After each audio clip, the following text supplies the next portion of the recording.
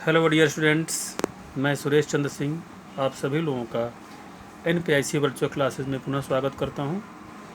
हम लोग class 12th English pros का 6 चैप्टर वुमेंस एजुकेशन पढ़ रहे हैं। इसमें हम लोगों ने अब तक पूरे चैप्टर का हिंदी में व्याख्या पढ़ लिया है।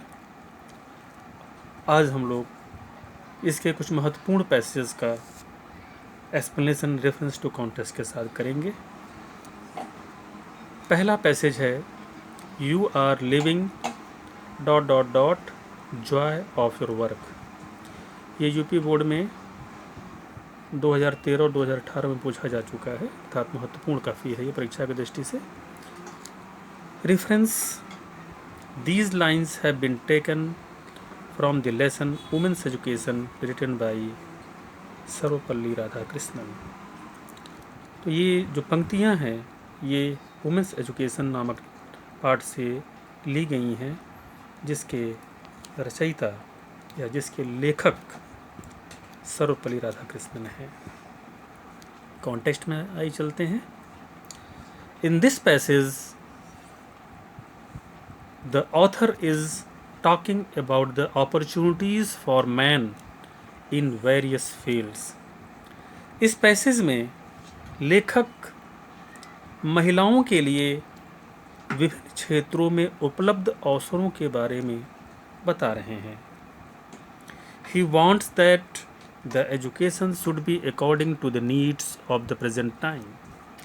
वह चाहते हैं कि शिक्षा वर्तमान समय की आवश्यकता के अनुसार होनी चाहिए। एक्सप्लेनेशन में आते हैं। The writer says that in this modern age there are great opportunities for women to work. लेखक यहाँ बता रहे हैं या कह रहे हैं कि इस वर्तमान युग में महिलाओं के लिए, महिलाओं को कार्य करने के लिए महान अवसर उपलब्ध हैं, अर्थात बहुत ज़्यादा अवसर उपलब्ध हैं। Now they have good chance to come out of their kitchens and homes and to share social responsibility. अब मतलब आज की परिस्थिति में बारे में बात कर रहे हैं कि वे, उनके पास अपने घरों से, अपनी रसोइयों से बाहर निकलने का बहुत ही अच्छा अवसर है और वो सामाजिक जिम्मेदारियों का निर्वहन भी कर सकती हैं। They can participate in public life and can become administrators as well. वे मतलब ध्यान दीजिए, महिलाओं के लिए कहा जा रहा है कि महिलाएं पब्लिक लाइफ अर्थात सार्वजनिक जीवन में भी सहभागिता कर सकती हैं और वे प्रशासक के रूप में भी नियुक्त हो सकती हैं या प्रशासक के रूप में भी नियुक्ति पा सकती हैं, अर्थात जो सिविल सर्विसेज की परीक्षा है उन परीक्षाओं के माध्यम से ये प्रशासक के रूप में भी समाज में सेवा दे सकती हैं। Our society requires women of disciplined minds and controlled manners.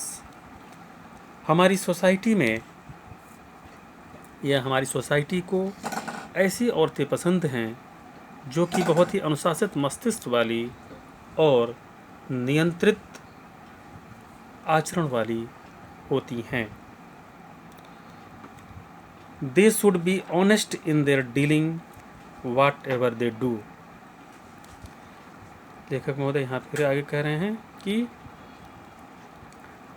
वे जो भी व्यवहार करें या जो भी कार्य करें वो ईमानदारी के साथ करें। They should do it honestly, मतलब वही ईमानदारी के साथ करें। If they take such steps, they will get success in their work. यदि ये ऐसे कार्य करती हैं या ऐसे स्टेप्स उठाती हैं तो अपने कार्यों में वे निश्चित रूप से सफल होंगी। In addition to success they will get joy in the work. सफलता के अतिरिक्त उन्हें अपने कार्य में आनंद भी मिलेगा, यानी जो भी कार्य करेंगी उस कार्य को करने में उन्हें आनंद भी मिलेगा, संतोष मिलेगा। इस तरीके से ये जो पहला पैसेज है उसका एक्सप्लेनेशन समाप्त हुआ। थैंक्स।